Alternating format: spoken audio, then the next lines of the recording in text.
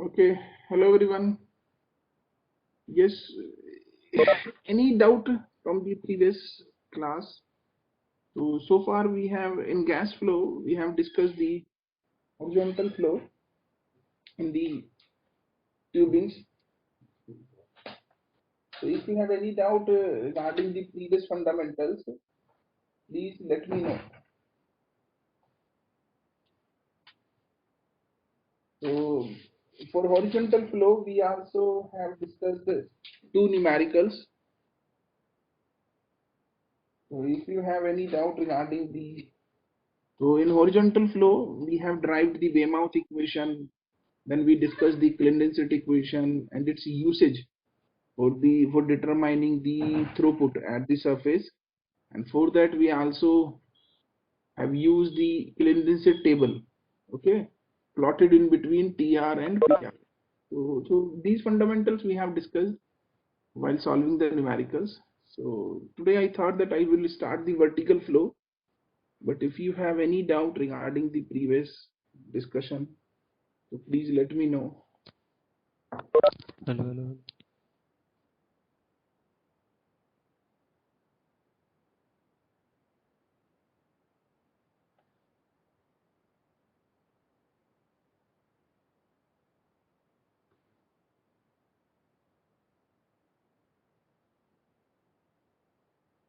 Okay, if there is no doubt, then I will move ahead with the next vertical or inclined flow. So earlier the pipeline orientation was the horizontal and this point, 1 minute. Yeah, this point was at the surface. Okay, the flow was from the 1 to 2 and it was the horizontal flow. Now we are talking about the inclined flow or the vertical flow of the gas in the pipelines. तो अब उसमें क्या है, this value of theta will decide whether it is a vertical flow or inclined flow. So if the theta becomes yes, if the point comes here at 1, okay, and theta becomes 0, it will be vertical, and if there is some value, it will be inclined flow. So what we will do, we will solve this for the inclined flow or vertical flow. Based on the theta, you can actually uh, call this as a vertical or inclined flow. Okay, but this is the orientation of the pipeline. So let us consider this case when we have the orientation of this kind, where this pipeline is having theta orientation from the vertical direction. Okay, this type of flow will be called as inclined flow. So again we will use the same energy equation, because this time the profile is not horizontal, so this horizontal component will also be in the picture. This okay, so this is the potential head which will also be in the equation, and so now we will solve this. Now I can also show you the energy equation if you want.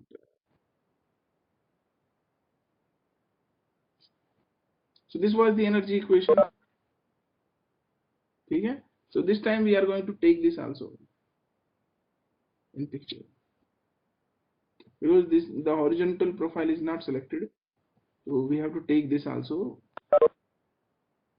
So I have taken this equation.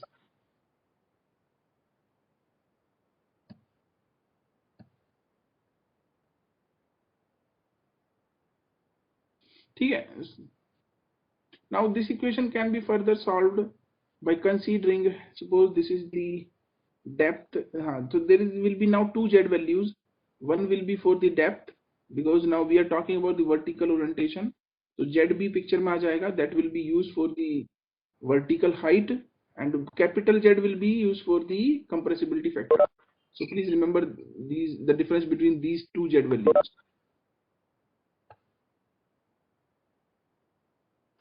Okay, so now what we are going to consider, because आपके पास एक del P है और दो differential में है Z और L, तो but Z और L can be connected by angle theta.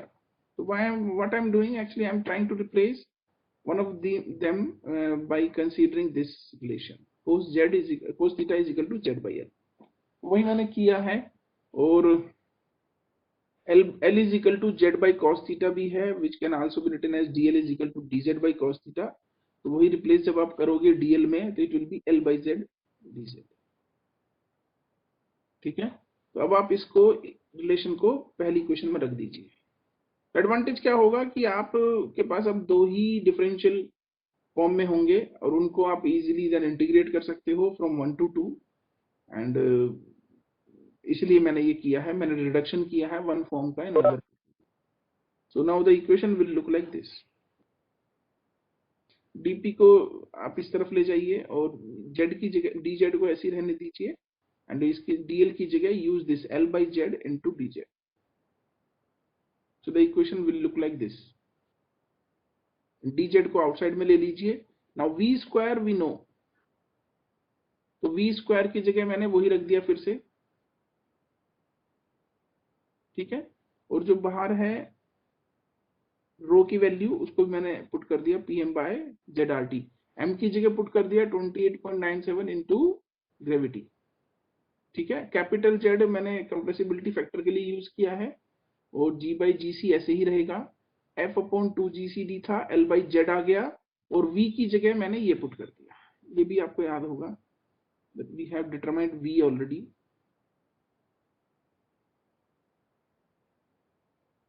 ये रहा। ठीक है, तो वही मैंने बस रिप्लेस किया है because I need to determine this. तो v को रिप्लेस कर दीजिए इस फॉर्मूले से, स्टैंडर्ड फॉर्म में लाना है आपको। तो equation will look like this.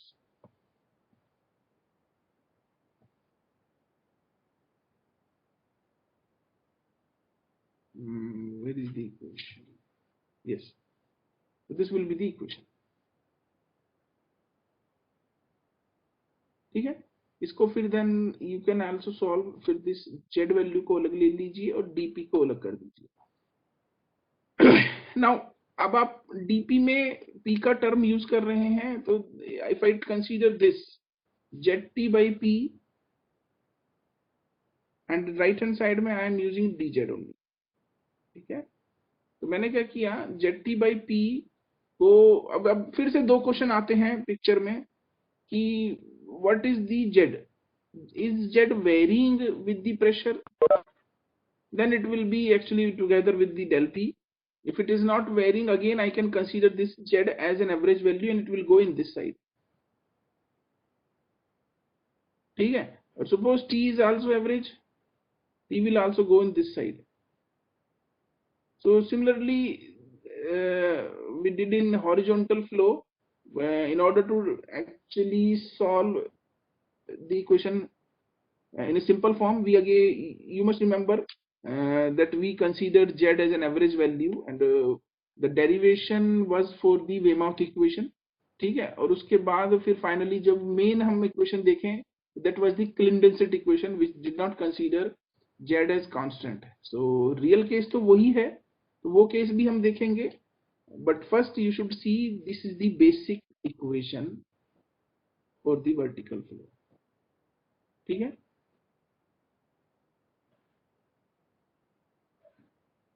अब इस इक्वेशन में आपको माइनस आ रहा है तो लिमिट भी उल्टा कर दीजिए 2 to 1 और g बाई जी सी को बाहर ले लीजिए।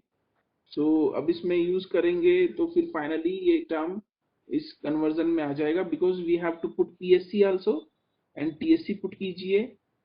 g by G C I think GC है, यस, तो यहाँ पे g बचेगा। देन 28.97 में 10.73 से मल्टीप्लाई, ये सब वेरिएबल्स की वैल्यू मैं आपको ऑलरेडी हॉरिजॉन्टल में दिखा चुका हूँ क्या क्या आपको यूज करना है। तो फाइनली आपके पास जो भी है वो F L Q capital Z और टी में बचेगा और इधर जो स्मॉल जेड है वो डेप्थ है, प्रेशर और डी इज द डायमीटर। तो बाकी जितने भी वेरिएबल्स हैं उनकी value if you know please put them. और second again this factor is not constant, it depends on the units of the variables. तो मैं ऑलरेडी वही यूनिट यूज कर रहा हूं जो मैंने हॉरिजॉन्टल डेरिवेशन में किया था, तो उसको जब भी आप यूज करोगे तो the equation will look like this. ठीक है, नाउ इसमें अब डिविजन्स स्टार्ट होंगे। but this is the now this equation is slightly different than the equation which we derived for the horizontal flow. So this is the main equation for the vertical flow, and or you can say the general equation for the inclined or vertical flow. So इसको हम अब solve करेंगे for the different cases. So इस derivation में तो I think कोई दिक्कत नहीं होना चाहिए. This is general equation for vertical flow calculations. Now again, if I consider that for a shut-in well, what will be the equation? When you shut the well, of course QSC will become 0. If QSC becomes 0, then this factor, whole factor will become 0. So this is the first case which I am actually going to derive the static bottom hole pressure SBHP.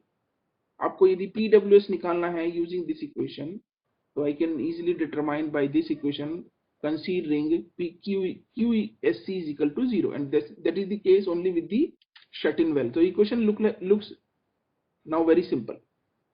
ठीक है? Again, this is the equation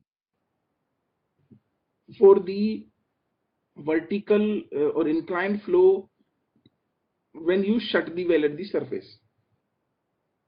ठीक है? और limits जो हैं 2 to 1 है, तो मैंने वो लिमिट्स भी मेरे पास सपोज PWS तक है और दैट इज PWH. तो एक वेल हेड है और ये मुझे डिटरमाइन करना है. ठीक है? अब नाउ PWS डिटरमाइन करने के लिए I need this value. So that value again can be determined by several methods. तो वो determine करने के लिए first method I am going to introduce now for vertical calculations, which is average temperature and jet factor method. For वही है कि आपको वैसे ऐसा होना नहीं चाहिए, because when we have the gas flow and it is coming from the bottom, of course Z will be the variation of pressure. But in order to keep this in a simple form, for just the understanding, Z, if you consider Z average, this is a method actually, average temperature and average jet factor method. So these two values will be outside of this. ठीक है? Now इसका integration आसान है. तो जब आप इसको integrate करेंगे तो equation will look like this. ठीक है? इसको फिर फर्दर सॉल्व करोगे तो ऐसे आ जाएगा, और इसको हमने यूज किया है e raised to the power s/2. तो s की वैल्यू क्या है? दिस, जिसमें आपको z एवरेज और t एवरेज यूज करना है. ठीक है? तो मेरे पास एक रिलेशन आ गया PWS एंड PWH का, और उसमें मेरे पास ये वाला जो टर्म है उसको मैंने S से डिफाइन किया है. तो this is the first method जहां से आप PWS निकाल सकते हो. तो PWS will be equal to PWH e raised to the power s/2. ठीक है? सो ये तो पहला मेथड था, which was the average temperature and average jet factor method. Please let me know if you have not understood anything, और कहीं पे discussion है तो प्लीज डिस्कस, और please ask your questions whenever you want. Next, जैसे आपने सबसे पहले उसमें वेमाउथ देखा था, ऐसे इसमें average temperature and jet factor आता है. तो नेक्स्ट अब आता है इसमें सुकर कॉर्नल मेथड. ये बहुत इंपॉर्टेंट मेथड है, सुकर कॉर्नल मेथड. ठीक है? According to this method, Z is not the actually, Z is the function of pressure. ठीक है? Z जो है वो फंक्शन है प्रेशर का. और now we are actually again if we consider the same basic equation, so basic equation will develop in this form. Reduce form में मैंने इसको लिखा है. तो उसमें क्या है कि Z is a function of pressure, T average बाहर आ गया. ठीक है?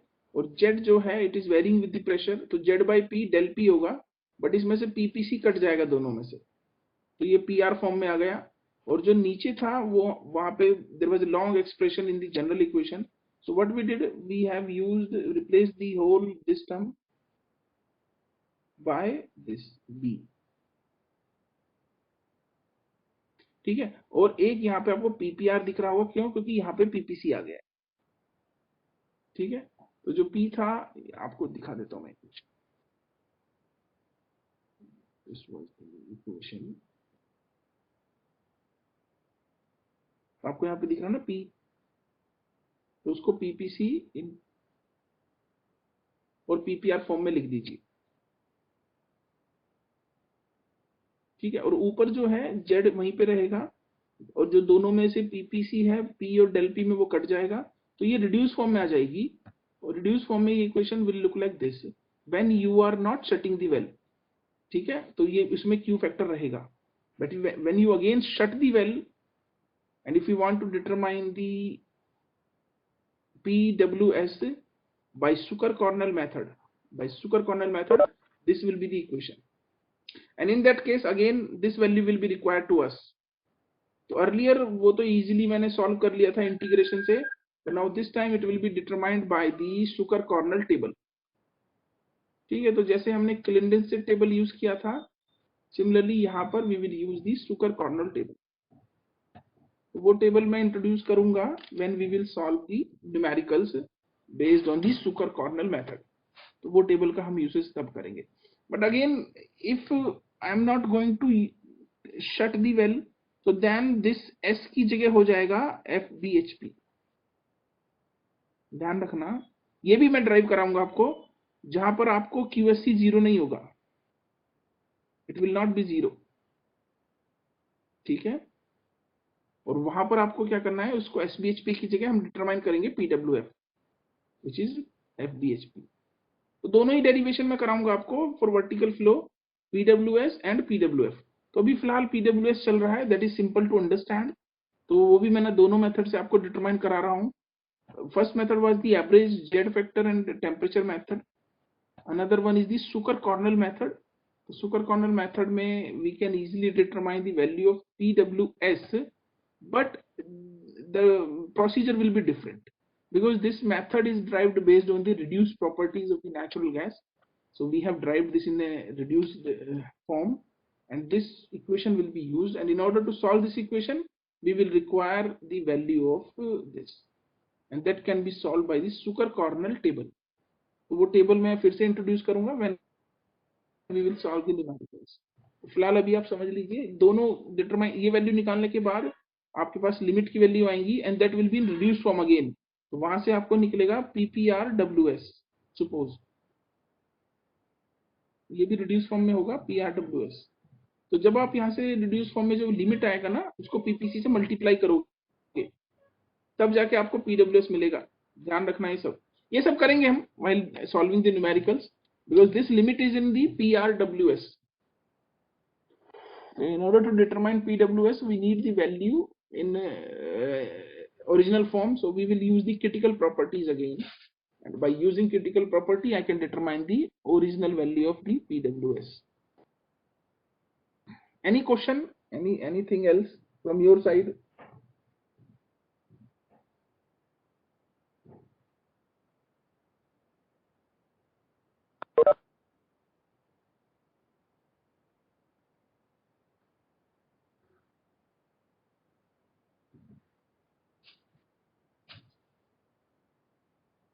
No question?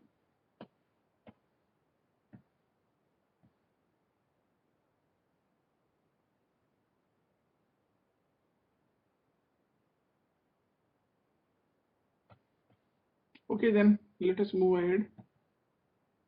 ठीक है, थर्ड मेथड आता है, very very real method, Cullender Smith method. Cullender Smith method भी बहुत इंपॉर्टेंट मेथड है, और उसके अकॉर्डिंगली क्या है, Z is the dependent on both temperature and pressure.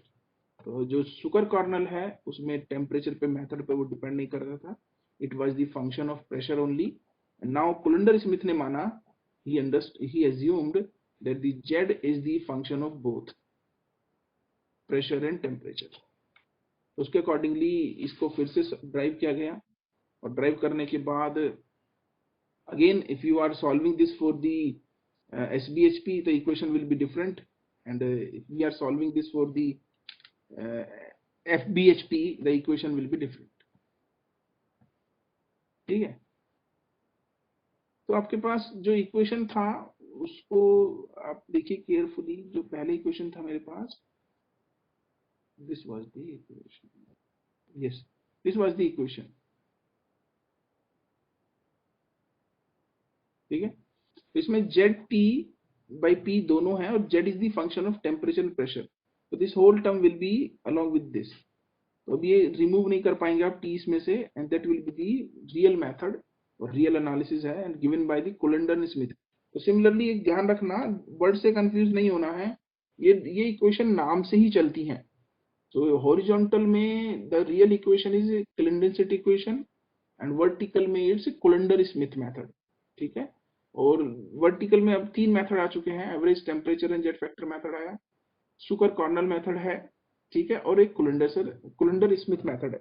तो यहाँ पर भी 3 है और वहां पे वेमाउथ इक्वेशन, पेनहेंडल और क्लिंडेंसेट। तो दोनों जगह आपको 3 इक्वेशन पता रहनी चाहिए, उनके नाम पता होने चाहिए, कौन सी इक्वेशन किसके लिए यूज होगी, that should also be known to you. ठीक है, ओके।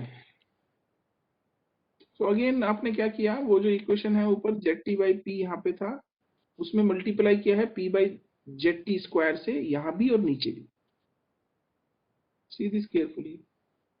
तो जब इसमें P by Z T square किया और यहाँ पे भी P by Z T square किया था, तो P by Z T square जब डिनोमिनेटर में करोगे आप, 1 मिनट, हाँ, तो यहाँ से P by Z T square cut जाएगा, ये वाला। ठीक है, और इसमें आ जाएगा 1 के साथ, तो equation will look like this.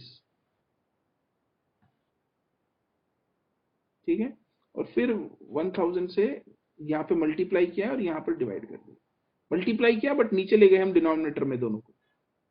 तो equation will be like this. Just आपने क्या किया है, ऊपर पी बाई जेड टी से, P by Z T square से मल्टीप्लाई करना है। ठीक है, और यस, तो इधर हमने ऊपर नीचे दोनों जगह मल्टीप्लाई कर दीजिए, एंड राइट हैंड साइड में खाली, हाँ, इधर 1000 से मल्टीप्लाई किया, उधर भी 1000 से मल्टीप्लाई कर दीजिए। तो खाली आपको इक्वेशन को अरेंज करना है। तो अरेंज करने के बाद देखिए आप ऊपर क्या बचेगा, P by Z T into D T, और नीचे आ जाएगा ये। ठीक है, तो इन्होंने क्या किया, P by Z T square एक तरफ ले लिया और इसको सॉल्व किया फर्दर, सॉल्व करने पे ये आ रहा है। ठीक है, और जो लिमिट्स हैं वो P W F and P W H में है।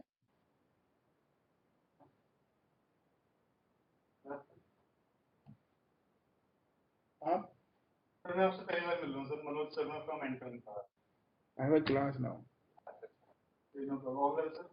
हाँ, एक्चुअली मैं आया था, सिंह साहब बोले कि एक बार आप आए तो सर से नोट कर दें। अरुण जी, ठीक है सिंह। आलू सिंह, अच्छा अरुण सिंह, ओके। अरुण जी, हाँ जी, हाँ अभी जी। तो आई हैव अ क्लास, आफ्टरनून में मिलते हैं हम लोग। नहीं सर, ठीक है सर, नेक्स्ट टाइम मैं आपको कार्ड छोड़ दूंगा। So that will be the equation with this in the denominator side. ठीक है, again if you want to determine or solve this equation for SPHP, this equation will again become 0. Sorry, this term will be 0. और again वो equation फिर से बहुत simple हो जाएगी। तो but if you are not keeping this for Schatinwell, then the term will be there, and this has been now suppose assumed as this f. The equation will look like this. ठीक है, तो बस ये equation colander Smith method है, जिसमें z will be the function of both pressure and temperature, and वही यहाँ पे यूज हुआ है। फिर फाइनली f की वैल्यू हमने जो एज्यूम की थी वो दिखा रखी है, और द सेम इक्वेशन को आपने ऐसे भी लिख सकते हो इन केस ऑफ SPHP। तो SPHP में the equation will look like this only. क्यों, जब आप SPHP के लिए करोगे,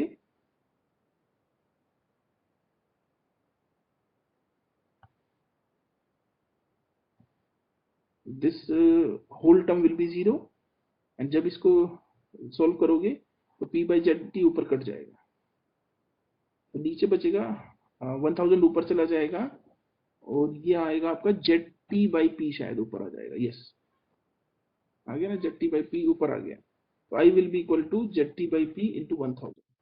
आई आपका वो इंटीग्रल टर्म है जिसमें से आपको पी डब्ल्यू एच और पी डब्ल्यू एफ निकालना। तो ये है आपके लिए, जिसमें आपको वर्टिकल ओरिएंटेशन में फ्लो होगा ट्यूबिंग के through, and I can determine the SBHP, shut in sticky bottom hole pressure. I can also determine FBHP. ठीक है, तो वो दोनों निकालने के लिए, क्योंकि आप जब वर्टिकल से फ्लो लोगे ट्यूबिंग में तो आप SBHP FBHP दोनों निकाल सकते हो बाई दीज थ्री इक्वेशंस। और तीनों मेथड में आपको डिफरेंट डिफरेंट प्रिंसिपल्स हैं। तो जो सबसे बेसिक इक्वेशन है वो है average temperature and jet factor method, उसके बाद सुकर कॉर्नल है, और एक है कुलेंडर स्मिथ मेथड। और इसमें while solving these equations for determining the flow properties of natural gas, we will require some help of the tables and some charts। ठीक है, तो वर्टिकल में भी तीन मेथड हैं, और this three methods can be used for determining both FBHP and SBHP। तो खाली मैंने आपको अभी SBHP बताया है, और SBHP जब डिटरमाइन करना होता है ना, equation becomes very simple to understand, क्योंकि ये होल टर्म जो है वो सबको जीरो कर देती है। As you consider QSC is equal to 0, the whole term will become 0. This one. The equation looks like very similar to simple to us, but now I am going to introduce or start the determination of FBHP. तो थोड़ा वो typical होगा और उसको हम determine drive करेंगे। ठीक है, SBHP इजी है, उसको सोल्व करना भी इजी है। So before starting FBHP derivation, if you have any doubt, please let me know. So please remember now these three equations: average temperature and jet factor method, Sucker-Cornell method, and Kullander-Smith method. और horizontal भी आपको याद रखना है, Weymouth, Panhandle and Clindenset। ठीक है, तो एक न्यूमेरिकल तो मैं ऑलरेडी आपको करा चुका हूँ based on the Weymouth and Clindenset। So next में मैं आपको ट्यूटोरियल में ये सब कराऊंगा जो वर्टिकल पे बेस्ड होगा। ठीक है, any question from your side?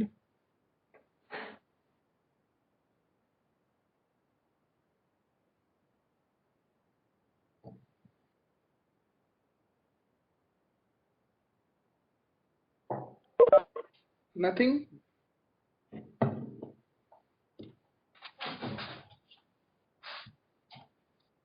So then let us start the derivation for VWF, which is the well bore flowing pressure.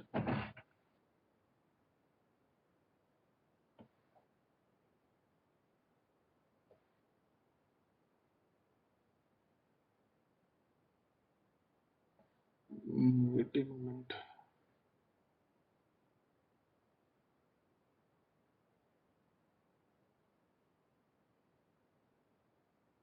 I think I have missed some slides here. आ जाइए, F square, F square 1 minute.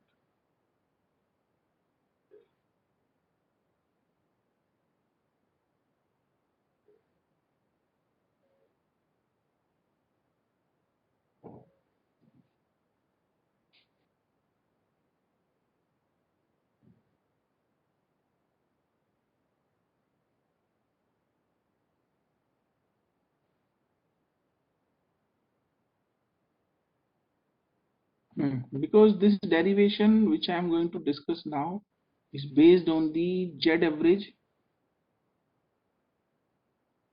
and T average method. It means ये जो पहली equation थी उसी से solve होगा based on the average temperature and jet factor method. तो आपको इसी में से देखना है। I cannot keep this term 0 now. ठीक है, तो जब आप जेट टी जो होल टर्म है ये राइट हैंड साइड में जाएगा और लेफ्ट हैंड साइड में मेरे पास जेट टी बाई पी बचेगा। जब इसको सॉल्व करोगे तो इक्वेशन में Z average T average F L E raise to the power S, और एस जो है वो ऑलरेडी हम डिफाइन कर चुके हैं, तो वो सब इसमें आने लगेगा। 1 मिनट।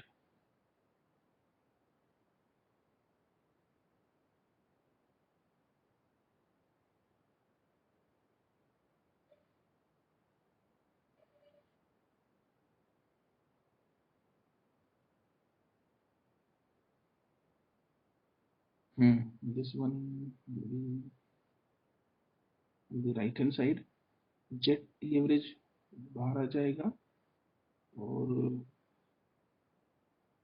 ये बचेगा डेल पी बाई पी। तो equation will B of this form. हाँ, दिस वन होगी, तो इसको लॉग से सॉल्व करोगे तो ऐसा आएगा। बट दिस डेरिवेशन भी एक्चुअली हाँ इसी फॉर्म में आएगा ऑलमोस्ट। यहाँ पर क्या होगा actually, yes you have to drive this. ये जो इक्वेशन है आपको फाइनली लॉग से सॉल्व करना है, क्योंकि इसमें this term will B multiplied, this term, और ये होल टर्म जब इससे मल्टीप्लाई होगा तो यहाँ पर दो टर्म आएंगे आपके पास, दिस वन प्लस दैट जो वन प्लस समथिंग है। आई will show you this derivation. I think I have missed the slide, but there will be some more term here, so this will be here। और जब आप इसका log लोगे तो ये इसके साथ रहेगा हमेशा, और जब इसको सॉल्व करोगे तो ये टर्म यहाँ पे रहेगा, और दिस नाउ कैन बी, और यहाँ पे भी आप देखो यस, तो ये फिर log से टर्म होने पे हमें सॉल्व होके यहाँ से जो डेरिवेशन मिलेगा that will be in this form, इस फॉर्म में आएगा वो। यस, तो ये मैंने आई थिंक कुछ स्लाइड मिस कर दिया है यहाँ से। So I will the slides in next lecture में लेके आता हूँ। बट आपको यही ध्यान रखना है, क्योंकि यदि मैं यहाँ से QSC 0 कर देता हूँ, देखो this term will go down, चला जाएगा, और फाइनली यही आपके पास तो था पहले भी।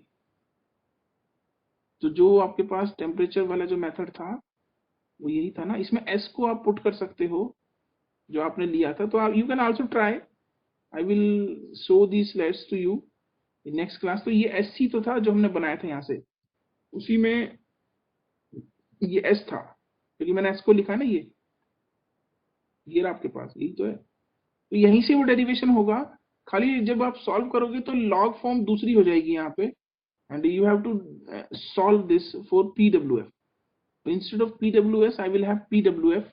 तो इक्वेशन कुछ ऐसा दिखेगा, but what is important that derivation तो ठीक है, but what they have actually told us, जब ये इक्वेशन फर्दर सॉल्व की जाती है नीचे QSC के लिए, इसका डेरिवेशन मैं I will show you in the next class, no problem. But I would suggest that you can also try by solving this using log fundamentals. तो मैथमेटिक्स है, थोड़ा सा उसको सॉल्व करोगे तो फाइनली इक्वेशन इसमें ऐसे ही आएगा। एंड एनीवे मैं इसको फिर से समझा दूंगा, क्योंकि ये मेरे को दिख रहा है कि ये टर्म 0 हो जाता था SBHP के लिए, बिकॉज QSC बिकम 0, और ये तो मैं पहले से ड्राइव कर चुका हूँ, तो इसका मतलब वहीं से आने वाला है, क्योंकि जेड एवरेज और टी एवरेज एज्यूम किया गया है, तो ये वहीं से ड्राइव हो जाता है if I do not use QSC as 0। Anyway मैं इसको दिखाऊंगा आपको नेक्स्ट टाइम पे। बट देखो इस इक्वेशन से if you determine QSC again, तो QSC को if you further solve, so the equation can be written like this, और उसको फिर से सॉल्व करोगे तो equation will be in this form.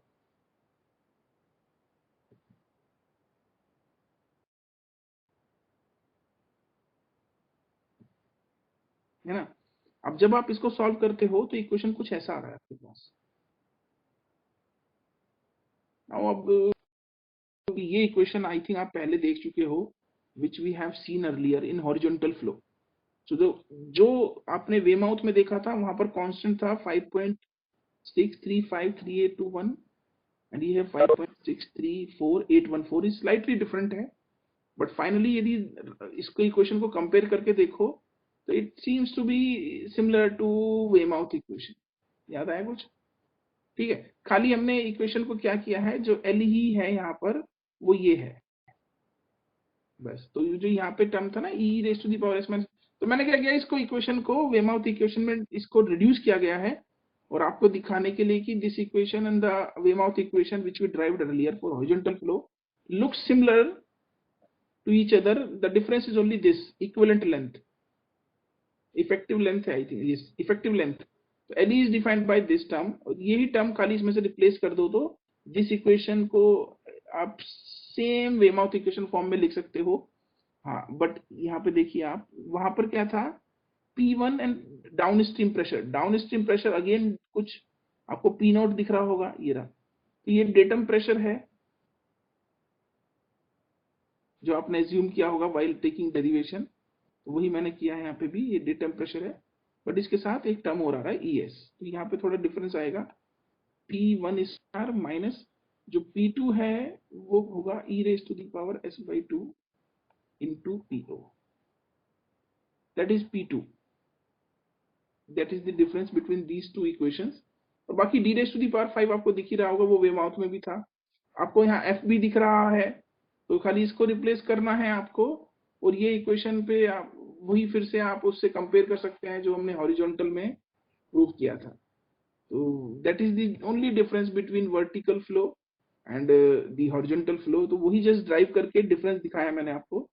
और जो SBHP का जो डेरिवेशन है वो तो सारे क्लियर ही है आपको आई थिंक, बट ये जो FBHP का है ना derivation, that I will show you again in the next class. ये कुछ नहीं है, वहीं से वहां तक तो हमें आना ही है, खाली नीचे वाली टर्म QSC जीरो नहीं करनी है, और देन उसको मैथमेटिक्स से सॉल्व कर दो, सॉल्व करने के बाद ये टर्म ऐसे आ जाएगा। Any doubt if you have from this discussion? तो ये वर्टिकल फ्लो मैंने आज कवर किया है, जिसमें 3 इंपॉर्टेंट फंडामेंटल्स हैं। वो तीनों इंपॉर्टेंट फंडामेंटल्स भी मैंने डिस्कस किए हैं, एंड I can say कि we can also determine SBHP, we can determine FBHP also। तो FBHP का भी एक डेरिवेशन मैंने आपको दिखाया है यहाँ पे। तो एंड इफ यू जो बेटर अंडरस्टैंडिंग है वो हो जाएगा when we will solve some numericals based on this FBHP and SBHP for vertical orientation. ठीक है, वो मैं आपको नेक्स्ट क्लास में दिखाऊंगा। ठीक है, नेक्स्ट चलते हैं। अब जैसे वेल टेस्टिंग तो आप ऑलरेडी पढ़ चुके हो, तो वेल टेस्टिंग जो हम टेस्ट करते हैं, जो कन्वेंशनल टेस्ट हैं, एब्सोल्यूट ओपन फ्लो पोटेंशियल, या हमने जो वेल के लिए गैस वेल टेस्टिंग किया है उसमें flow after flow test, isochronal and modified isochronal test already you know. I am not going to ask these fundamentals in this subject because this is we already have discussed in well test analysis, but I just wanted to actually introduce these two tests to you for the deliverability fundamentals. तो deliverability जब हम gas की निकालते हैं वो फिर हम इन्हीं टेस्ट से ही करेंगे। ठीक है, तो वो इन्हीं टेस्ट से ही डिटरमाइन करेंगे, उसमें flow after flow test, isochronal, modified isochronal test ही हम यूज करते हैं in deliverability testing of gas wells. तो वो वेल टेस्ट में ऑलरेडी कवर हो चुका है, बट सिलेबस में था आपके इसमें, तो आई जस्ट इंट्रोड्यूस्ड हियर कि ये flow after flow, isochronal, modified isochronal test आप पहले से जानते हैं, बट ऑफ कोर्स फिर भी this will not be covered और will be asked in this subject, और इन मिड सैम और एंड सैम में नहीं पूछा जाएगा। ठीक है, वही फिर से मैंने डिलीवरेबिलिटी इक्वेशन और एम्पेरिकल डिलीवरेबिलिटी इक्वेशन जो हमने ड्राइव की थी ना, जो थियोरेटिकल और एम्पेरिकल मेथड्स, वही फिर से मैंने दिया है यहाँ पे। This is for the production forecasting for the gas reserves among the countries।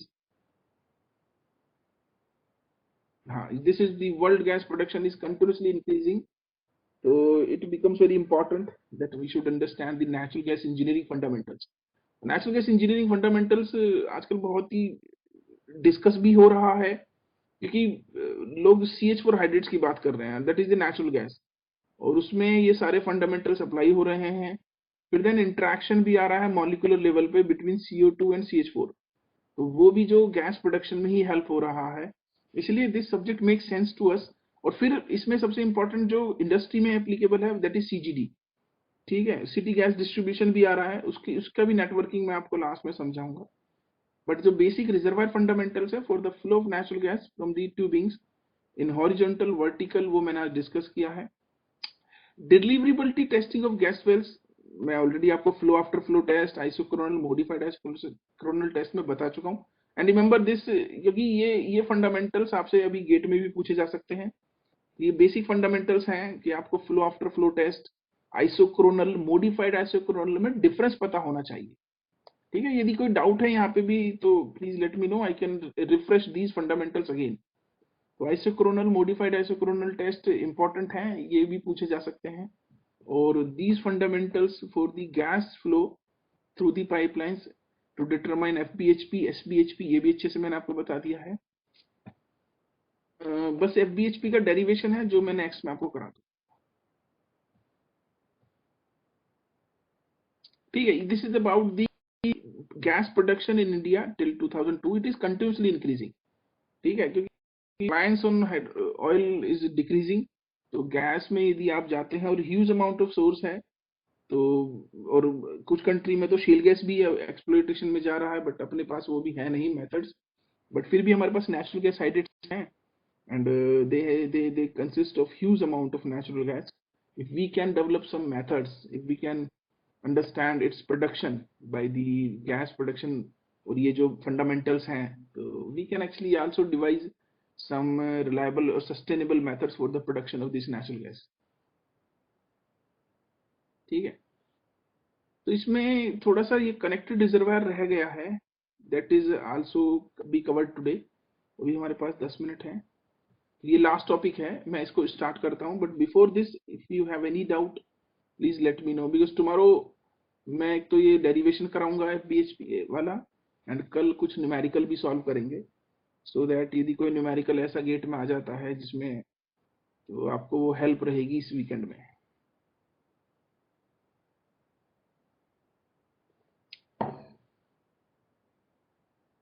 Any doubt, any discussion from the so far fundamentals? So ये कि फंडामेंटल और था कनेक्टेड रिजर्वायर, ये भी मैंने इसमें इंक्लूड किया है।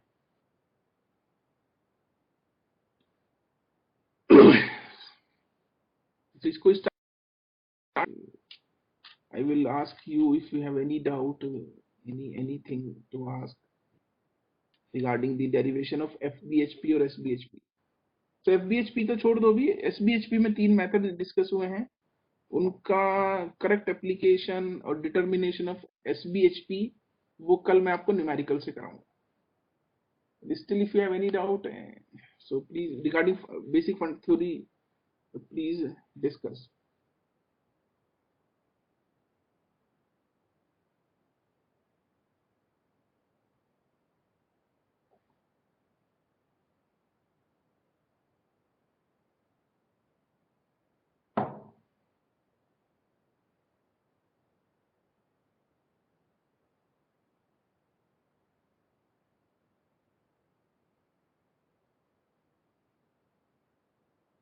Nothing।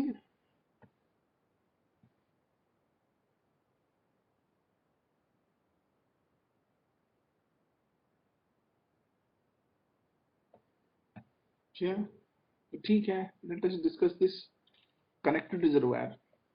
सो हमारे इस ये connected reservoir, actually what is connected reservoir? आपके जो नेचुरल गैस रिजर्व्स है ना, जैसे this this this I can explain.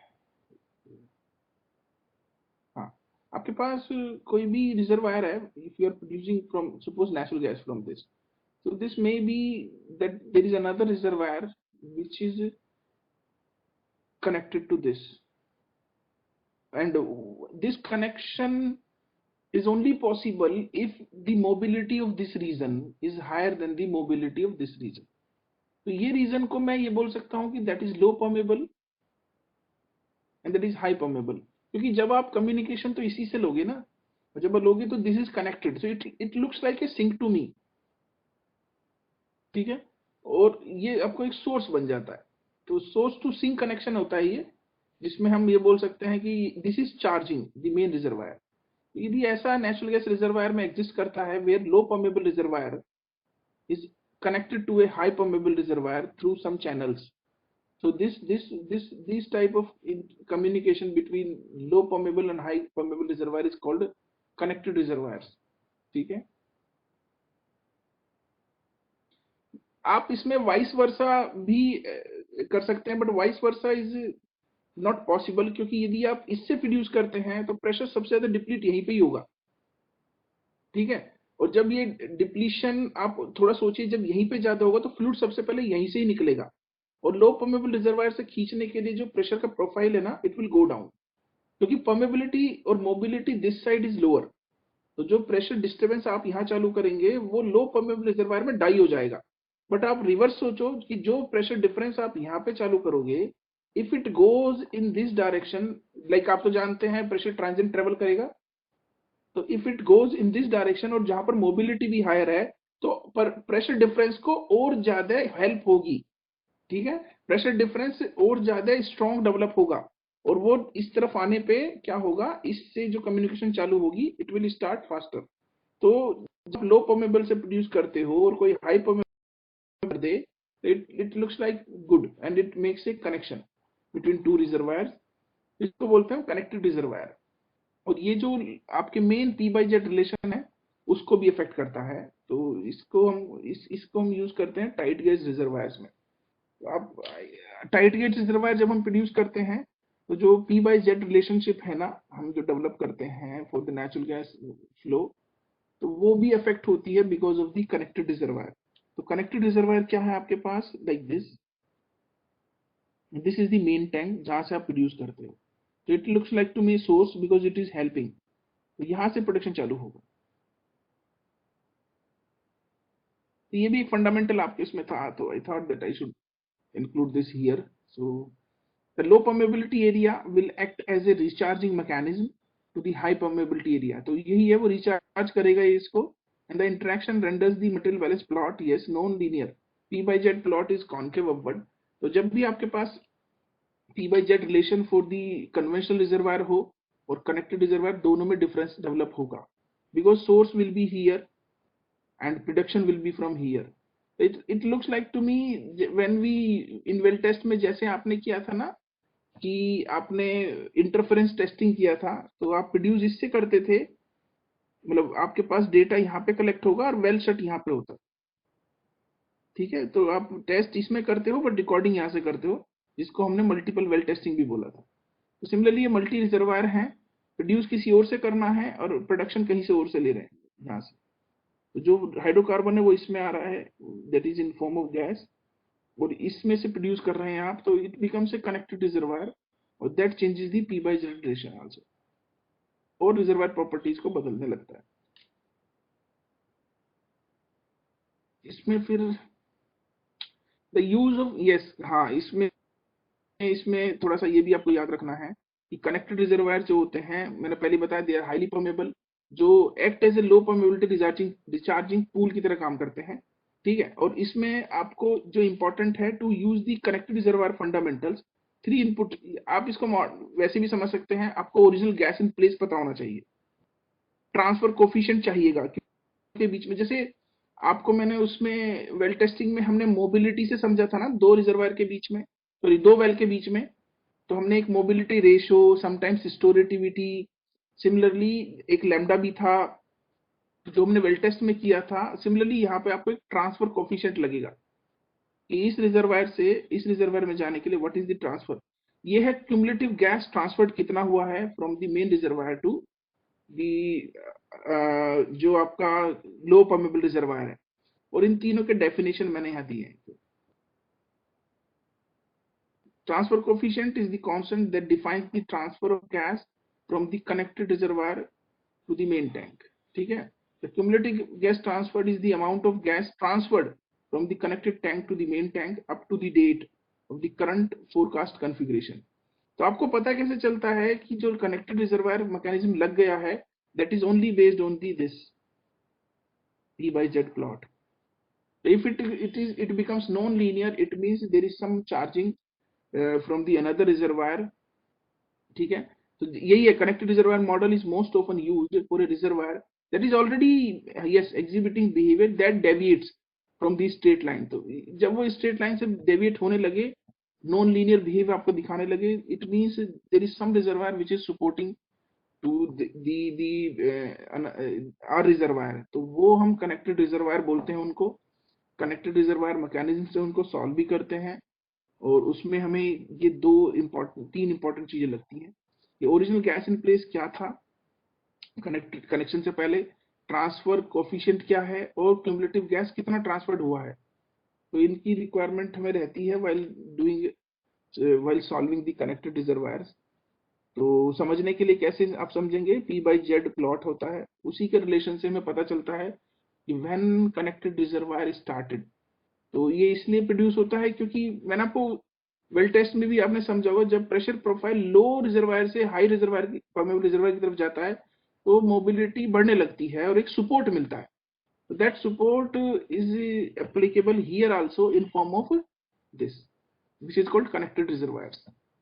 तो ये मैकेनिज्म आपको पता रहनी चाहिए. What is connected reservoir, how do I identify the connected reservoir mechanism is applicable, वो P by Z प्लॉट ही है, उसी से हम समझेंगे. And what is connected reservoir, वो भी मैंने आपको बता दिया है. If you still have any doubt regarding these fundamentals, please let me know. Because tomorrow I would request you please keep the calculators with you. We will solve some numericals based on the vertical flow or inclined flow in the pipelines. तो वो कल हम ये तीनों method को possibly तीनों method को discuss करेंगे और कुछ न्यूमेरिकल सॉल्व करेंगे. तो कुछ गैस रिजर्वायर पे भी है मेरे पास न्यूमेरिकल्स, वो भी मैं आपको कल दिखाऊंगा यदि टाइम मिलता है तो. अदरवाइज कल जो हमने ये डिस्कस किया ना वर्टिकल फ्लो, उसके न्यूमेरिकल तो सॉल्व करेंगे. So today I will stop here. I want that if you have now any question, these slides will be forwarded to you today. तो इसमें ऑलमोस्ट सारे डिलीवरेबिलिटी टेस्टिंग के notes मैंने नहीं दिए हैं इसमें, क्योंकि ये ऑलरेडी आपके पास है वेल टेस्ट. तो वो ये तीनों मेथड्स आप प्लीज उनको भी याद रखना है. तो वो तीनों आपके पास मेथड का डिटेल्स बुक है, तो वो मैंने इसमें नोट इंक्लूड नहीं किया है. बाकी ये जो नोट्स हैं ये मैं आपको भेज दूंगा हाईलाइट करके. और कनेक्टेड रिजर्वायर के जो बेसिक डेफिनेशन और नोट्स है वो लास्ट 2 स्लाइड्स में है ही. और इन मेथड्स पे कोई भी डिस्कशन कहीं पे डाउट हो रहा हो तो please discuss now. We 2 more minutes.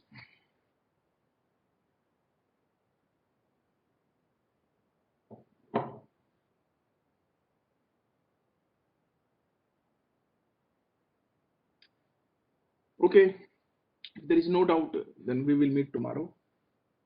Bye everyone.